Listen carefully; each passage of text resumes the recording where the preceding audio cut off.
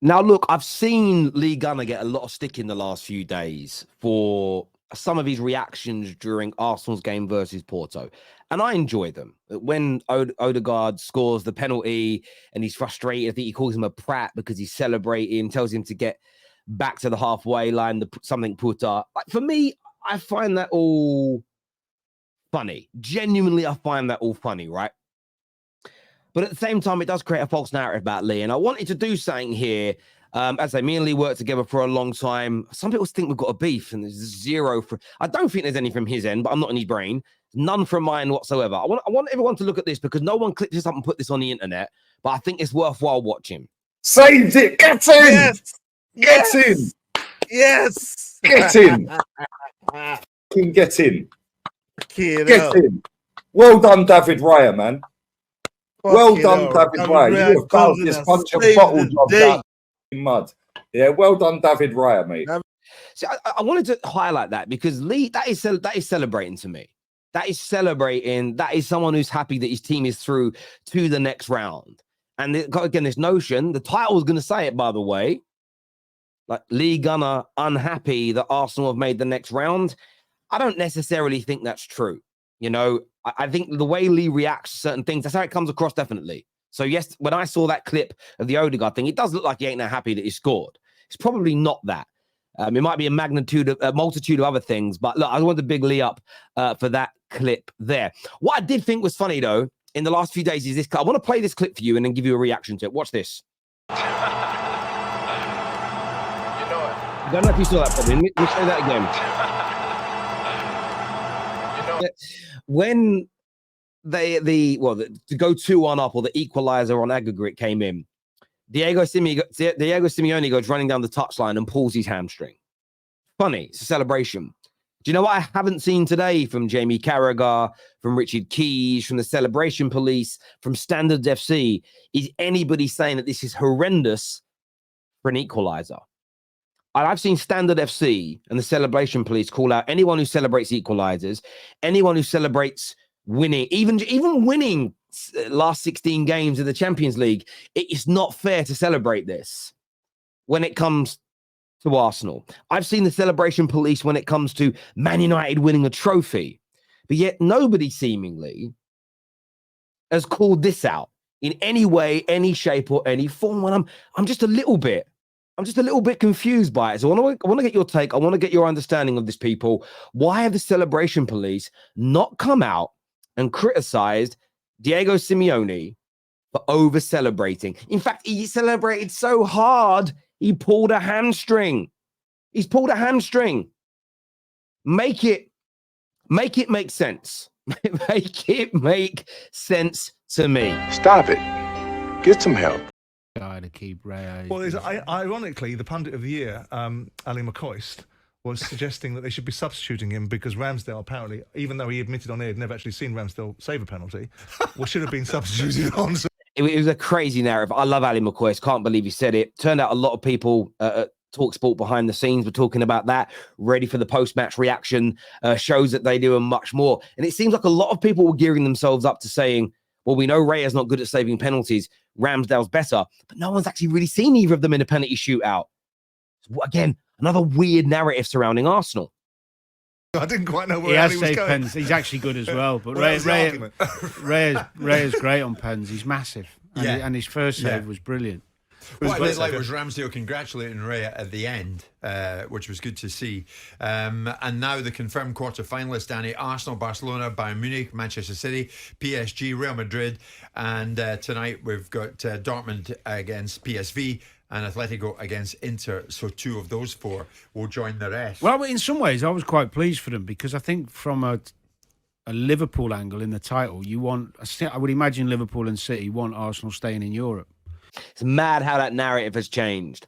All I've heard from pundits, the media, for 2 years, 3 years, is 2 games per week is better for you in terms of squad fitness, in terms of you're not sort of dwelling too much on certain games, that there's more activity, there's a freshness, there's what's the word they use a lot in football? Rhythm stays. Suddenly, Arsenal staying in is better for Liverpool and City that are in the title race. It's flipped again. again, I hate saying this. People go, why do you always talk about Arsenal? Because I've never seen the media, genuinely, I have never seen the media flip-flop so hard when it comes to a team, changing their tune every 5 minutes. Because it makes it more difficult to win the league when you're playing game every, the quarterfinals, semi-finals, whatever it is. Yeah. And from a neutral point of view, having English clubs in the latter stages is great, because the next round will be even more exciting. Completely rather than true. watching Porto Munich. It could be Arsenal Bayern Munich, for example. So that's good. But I do think the game showed, that it's balance. Of course, if they went out, it's a catastrophe. Now they've gone through. Arteta's, the new messiah. The reality is somewhere in between, that they are moving forward. They're a hell of a good side. But I think last night at times it showed that they're not Champions League savvy. There's an element of truth to that. There's an element of truth to it. But again, where I call it out is it was only a few weeks ago that Danny Murphy was saying that, before Arsenal played Porto, it was that Arsenal fans were being called out for predicting a win. They were told, humble yourselves and respect European heritage of Porto, that they're better in Europe than you, they're more experienced than you. Now that Arsenal have won, they're tripping over themselves to say it was only Porto. Arsenal look nervous. It demonstrates they have no European pedigree. And it's talking out of both sides of their mouths. Now, I understand there are Arsenal fans online that are crazy, that were predicting 5, 6, 7 nils, which was a madness. I understand there are Arsenal fans that are online saying that only 2 Real Madrid players get into their team. But that's not indicative of everybody else. But what is true for me is the way the media, you've seen it twice in this clip, are sort of upping and downing and picking and choosing and changing and speaking out of both sides of their mouth when it comes to Arsenal. And the only 2 teams I see this with is Arsenal and Man United. And I'm not going to stop calling it out, because what I want from professional pundits is honesty and consistency to their approach. And there's none. Yes, we know Arsenal are probably 5th to 6th favourites out of the remaining 8 to win it. And I don't think that's unfair. But at the same time, they went out in the next round. Watch this, and I guarantee you, they're going to turn around and slag them off and say they bottled it and say they're rubbish. But they're saying they don't have the pedigree. So what is it? Are they good enough to win it and they bottle it if they go out? Or are they one of the worst teams remaining in it, as per your narrative? And if they go out, you'll say, well done, you got as far as you could. I guarantee you, that is not the narrative that they come with. Sound guy. And do you think loads of people are just a bit jealous that you got this access?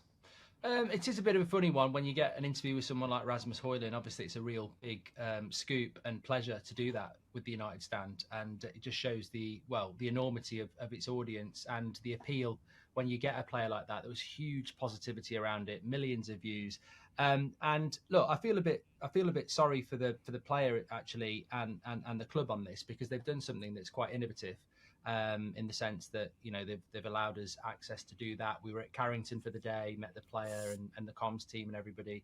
And it was a really positive experience. And the interview did really, really well. And it was a few weeks ago that it went out. And then, at the weekend, some made up story about being, a meltdown in the dressing room because he'd done it and almost behind their back. It's just, it's I know what it is. It's the establishment trying to take something down that's new, basically, and something that's been done in a way that they can't do it.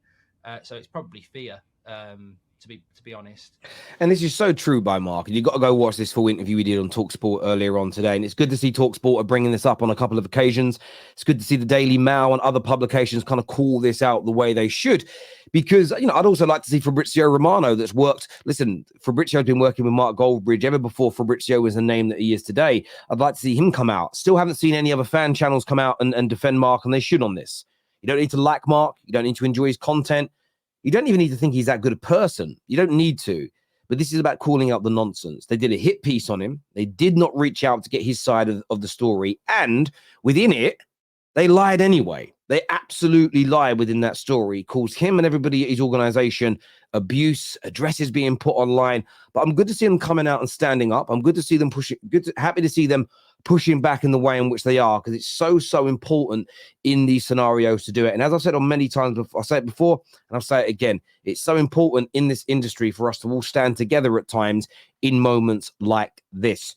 Do me a big favor, people, and hit the like button. Please make sure you are subscribing, and I'll see you all again very, very soon. Peace.